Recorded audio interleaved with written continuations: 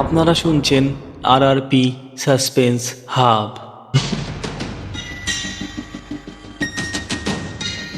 সব গল্প কাগজে লেখা হয় না, কিছু গল্প আমাদের জীবনেই লেখা থাকে। সেগুলি লেখককে খুঁজে বেড়ায় না, খুঁজে নেয় আপনাকে, আমাকে, আমাদের সবাইকে। এই গল্পগুলি জন্ম নেয় বাস্তবতার আধারে, যেখানে সত্য সবচেয়ে ভয়ঙ্কর। আপনি কি প্রস্তুত সেই গল্পের মুখোমুখি হতে?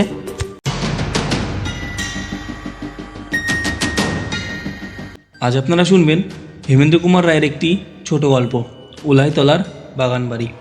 হেমেন্দ্র কুমার, জন্ম 2রা সেপ্টেম্বর 1888 কলকাতায়, মৃত্যু 18 এপ্রিল 1963।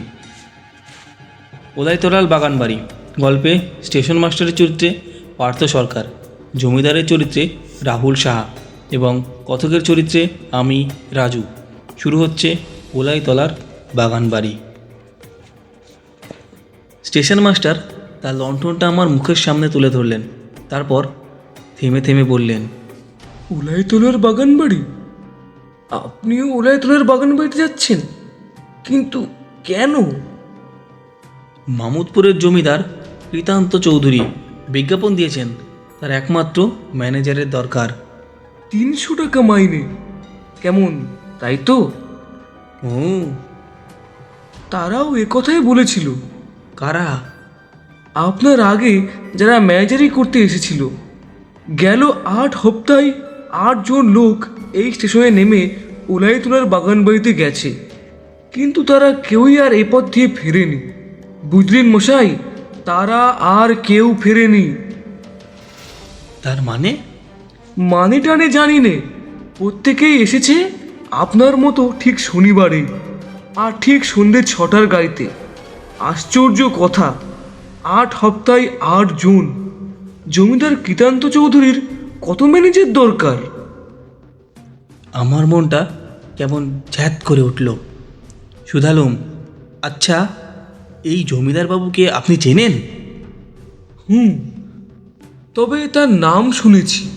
অল্পদিন হলো এখানে এসে ওই পুরো বাগান বাড়িখানা কিনে তিনি বাস করছেন। তার সম্বন্ধে নানান কানাঘুষো শুনেছি। আজ পর্যন্ত গায়ের কেউই তাকে দেখেন। দিনের বেলায় ওই বাগান বাড়িখানা পুরো বাড়ির মতোই পড়ে থাকে, কেবল রাতেই তার ঘরে আলো জ্বলে। লোকজনকেও দেখা যায় না। ওই বাড়ির সবই অদ্ভুত। আজ অমাবস্যা, আকাশে চাঁদ উঠবে না, তার উপরে মেঘের পর মেঘ জমে আছে। ঠান্ডা হাওয়া পেয়ে বুঝলুম বৃষ্টি আসতে আর দেরি নেই। সঙ্গে আমার শখের বুলডগ রোভার ছিল। উলাইতলার বাগানবাড়ির দিকে অগ্রসর হওয়ার উপক্রম করলুম।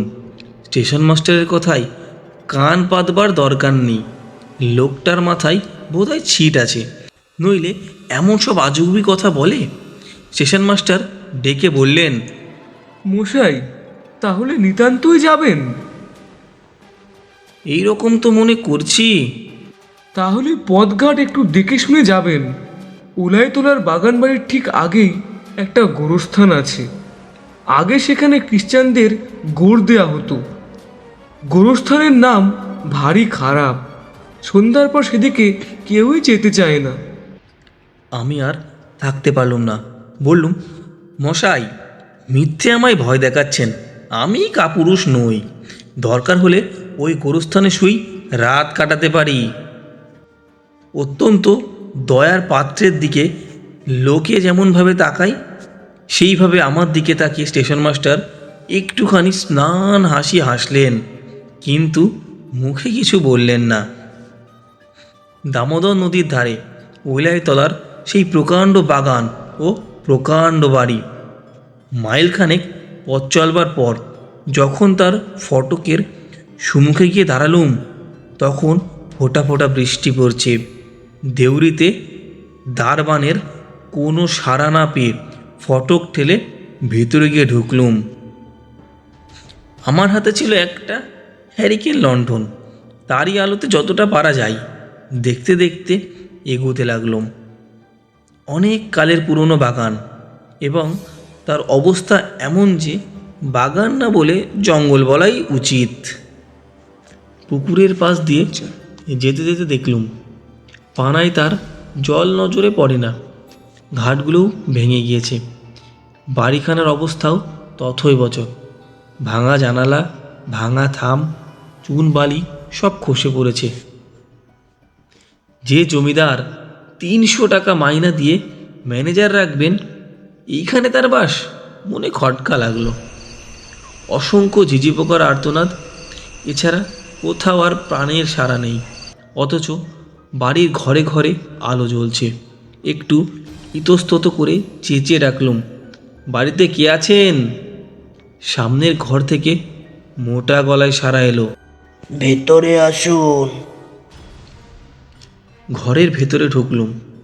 মস্ত বড় ঘর, কিন্তু কোণে কোণে মাকড়সার জাল, দেয়ালে দেয়ালে কালি ঝুল, মেঝেই 1 ইঞ্চি পুরু ধুলো, একটা ময়লা রং ওঠা টেবিল, 3খানা ভাঙা চেয়ার ও একটা খুব বড় ল্যাম্প। এছাড়া ঘরে আর কোনো আসবাব নেই। অতিশয় শীর্ণ কুচকুচে কালো এক জরাজীর্ণ বুড়ো লোক আদুর গায়ে একখানা চেয়ারের উপরে বসে আছে। তার বুকের সব কয়টা হাড় গোনা যায়। বুড়ো কথা কইলে ঠিক যেন হাড়ির ভেতর থেকে তার গলার আওয়াজ বেরুলো। সে বললেন, আপনি কাকে চান? জমিদার কৃতান্তবাবুকে। ও নাম তো আমারই। আপনার কি দরকার? আপনি একজন ম্যানেজার খুঁজছেন তাই। ও বুঝেছি, আর বলতে হবে না, বসুন। কৃতান্তবাবুর কাছে গিয়ে রোভার হঠাৎ গর্জন করে উঠল। কৃতান্তবাবু ক্রুদ্ধ স্বরে বললেন, ও কি সঙ্গে কুকুরও কেন? কামড়াবে নাকি? রোভারকে এক ধমক দিলুম। সে গর্জন বন্ধ করল, কিন্তু আমাদের কাছে থেকে অনেক তফাতে সরে গিয়ে তীক্ষ্ণ সন্দিগ্ধ চোখে কৃতান্তবাবুর মুখের পানে তাকিয়ে রইল। বিরক্তভাবে কৃতান্তবাবু বললেন, ও কুকুর টুকুর এখানে থাকা চলবে না, ওকে এক্ষুনি তাড়িয়ে দিন। আমি বললুম, তাড়ালেও ও যাবে না। রোভার আমাকে ছেড়ে এক দ্বন্দ্বও থাকতে পারে না। রাত্রে আমার সঙ্গেই ঘুমোই। রাত্রেও ও বেটা আপনার সঙ্গে ঘুমোয়? কি বিপদ, কি বিপদ! এটা বলে তিনি চিন্তিত মুখে ভাবতে লাগলেন। রোভার রাত্রে আমার সঙ্গে ঘুমোবে, এটা শুনে কৃতান্তবাবুর এতটা দুশ্চিন্তার কারণ আমি বুঝতে পারলুম না। খানিকক্ষণ পরে কৃতান্তবাবু হঠাৎ দাঁড়িয়ে উঠে বললেন, একটু বসুন, আপনার খাবার শোবার ব্যবস্থা করে আসি। সেজন্যে আপনার ব্যস্ত হবার দরকার নেই। আগে যে জন্য এসেছি সে কথাটাই হোক। আজ আমার শরীরটা ভালো নেই, কথাবার্তা সব কাল সকালেই হবে। এই বলে কৃতান্তবাবু বেরিয়ে গেলেন। খানিক পরেই তিনি আবার ফিরে এসে বললেন, আসুন, সব প্রস্তুত।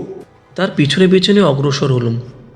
মস্ত উঠান, অনেকগুলো সারবন্তি ঘর পেরিয়ে সিঁড়ি বেয়ে দোতলায় গিয়ে উঠলুম। বাড়ির সর্বত্রই সমান ভগ্নদশা, ধুলো, জঞ্জালের স্তূপ, চামচিকে আর বাঁদরের আনাগোনা। একটা চাকর বাকর পর্যন্ত দেখা গেল না। নির্জন বাড়ি যেন খা খা করছে। একটা ছোট ঘরে গিয়ে ঢুকলুম। সে ঘরখানা বেশি নোংরা নয়। একপাশে ছোট্ট একটা চৌকি, তার উপরে বিছানা পাতা, তার একপাশে থালায় খাবার সাজানো রয়েছে। কৃতান্তবাবু বললেন, এখনই খেয়ে নিন, নইলে খাবার ঠান্ডা হয়ে যাবে। নানান কথা ভাবতে ভাবতে মাথা হেট করে খেতে খেতে হঠাৎ মুখ তুলে দেখি কৃতান্তবাবু এক দৃষ্টিতে আমার পানে চেয়ে আছেন।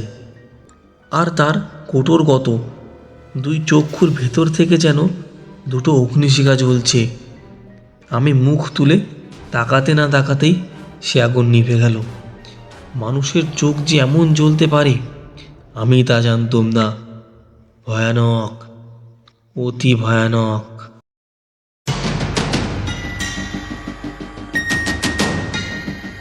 কি গল্প ভালো লাগছে তো? এখনও যদি শেয়ার এবং সাবস্ক্রাইব না করে থাকেন তাহলে ভুল করবেন। চলুন বাকিটা শেষ করা যাক।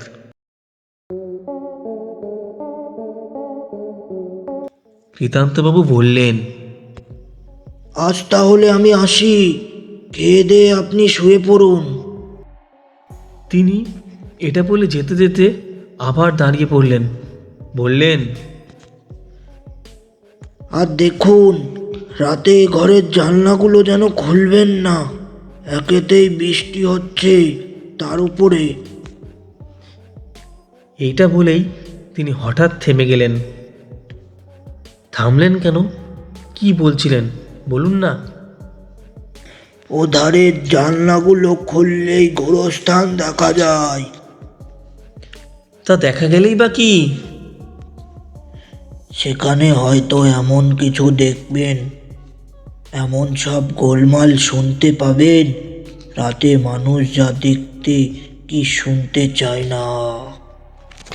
আমি তাচ্ছিল্যের হাসি হাসলুম। কৃতান্তবাবু বললেন, হ্যাঁ, আর এক কথা, আপনি ওই বিশ্রী বুলডগটাকে বেঁধে রাখবেন।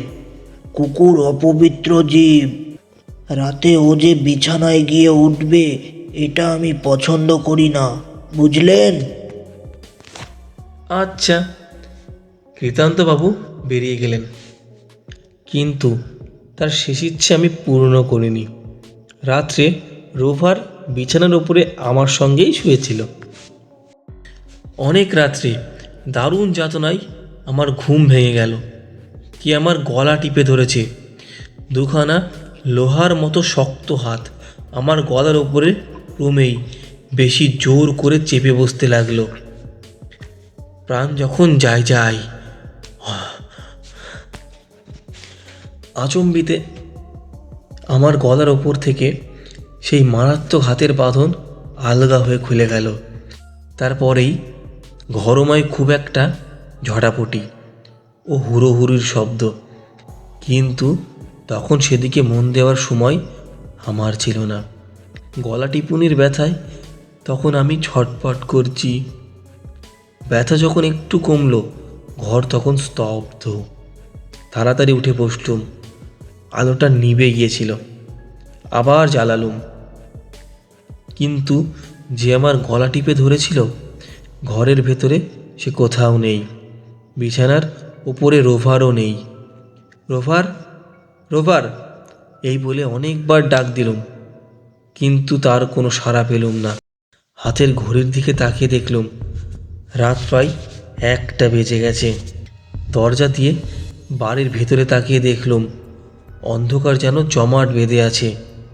সে অন্ধকার দেখলেই প্রাণ কেমন করে ওঠে। সে অন্ধকার যখন জ্যান্ত কোনো হিংস্র জন্তুর মতো আমার ঘাড়ের ওপরে লাফিয়ে পড়বার জন্য প্রস্তুত। চট করে দরজাটা আবার বন্ধ করে দিলুম। ঘরের এই দরজাটা আগেই বন্ধ করে শুয়েছিলাম, কিন্তু যে আমাকে আক্রমণ করেছিল সে তাহলে কোন পথ দিয়ে ঘরে ঢুকেছিল? এদিক ওদিক তাকিয়ে ঘরের ভেতরে আর একটা দরজা আবিষ্কার করলুম। ঠেলতেই সেটা খুলে গেল এবং ভক করে একটা বিষম দুর্গন্ধ এসে আমাকে যেন আচ্ছন্ন করে দিল। আলোটা তুলে ভালো করে দেখলুম সে কি ভীষণ দৃশ্য। ঘরের মেঝেতে রাশি রাশি হাড়, মরার মাথার খুলি ও রক্তমাখা কাঁচা নাড়িভুড়ি ছড়িয়ে পড়ে আছে। একদিকে একটা কাঁচা মরা মুন্ড মাটির উপরে হা করে রয়েছে। ধুম করে দরজাটা বন্ধ করে দিলুম। আমি কোন পিশাচের খপ্পরে এসে পড়েছি? আমার দম যেন বন্ধ হয়ে আসতে লাগলো। তাড়াতাড়ি ঘরের জানালাগুলো খুলে দিলুম। বাইরের আকাশ ভরা অন্ধকারে ভিজিয়ে হুড়হুড় করে বৃষ্টি পড়ছে, আর চকচক করে বিদ্যুৎ চমকাচ্ছে, আর বো বো করে ঝোড়ো হাওয়া ছুটছে। ও কি, বিদ্যুতের আলোতে বেশ দেখা গেল সামনের তাল গাছটার তলায় কে যেন দাঁড়িয়ে দাঁড়িয়ে নাচছে, ঠিক যেন একটা ছোট ল্যাংটো ছেলে। সে লাফিয়ে লাফিয়ে নাচছে আর গান গাইছে, ধিনতা ধিনা পচা নোনা হার ভাতে ভাত চড়িয়ে দে না। গান হঠাৎ থেমে গেল, আবার বিদ্যুৎ চমকালো, কিন্তু ছেলেটাকে তখন আর দেখতে পেলাম না। কে? গায়ের কোনো ঘর হারা পাগলা ছেলে নয় তো? তাই হবে হয়তো, কিন্তু সে বেয়ারা। গান থামলে কি হয়? চারিদিককার সেই আধার সমুদ্র মথিত করে আরও কত রকমের আওয়াজ যে ঝোড়ো হাওয়ার সঙ্গে ভেসে আসছে। কখনো মনে হয় একদল আতুরের শিশু ট্যাঁ ট্যাঁ করে কাঁদছে, কখনো শুনি আড়াল থেকে কে খিলখিল করে হাসছে।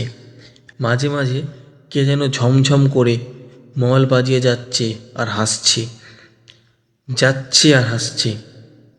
থেকে থেকে এক একটা আলেয়া আনাগোনা করছে, তাদের আশেপাশে কারা যেন ছায়ার মতো সরে সরে যাচ্ছে। এবং বাগানের কোথা থেকে একটা হুলো বেড়াল একবারও না থেমে কেবল চেঁচাচ্ছে, ম্যাও ম্যাও।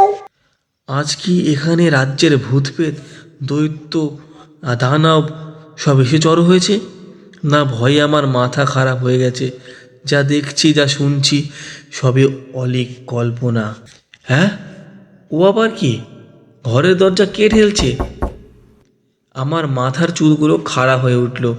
জানি না দরজার উপাসে দাঁড়িয়ে কোন বিকট বিভৎস মূর্তি আমার জন্য অপেক্ষা করছে। আবার কে দরজা ঠেলল? আমার সমস্ত দেহ যেন পাথর হয়ে গেল।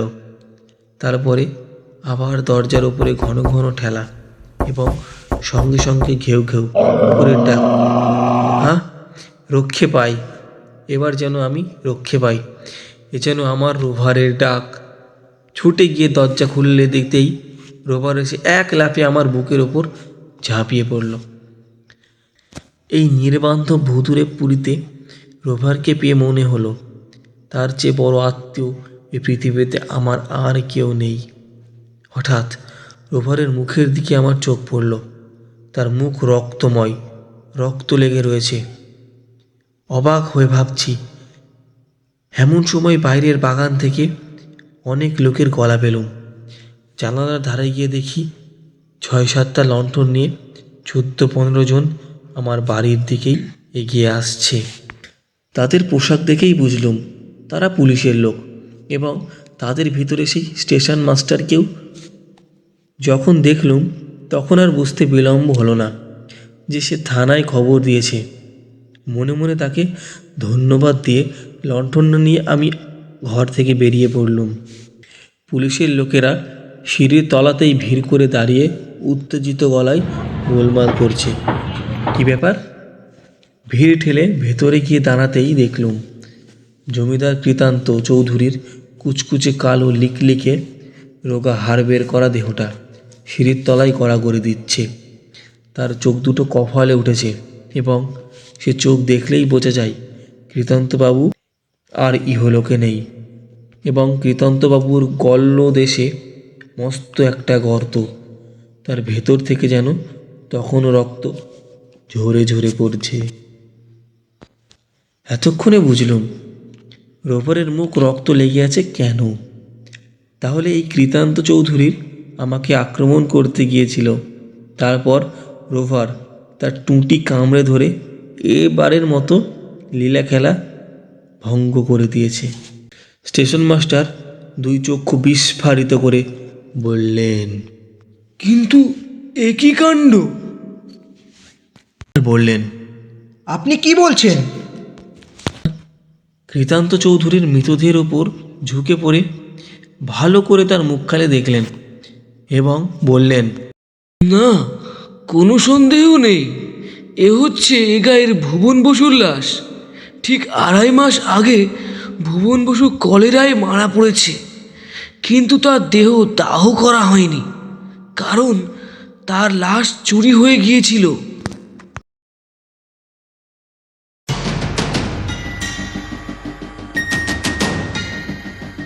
আজ এইটুকুই।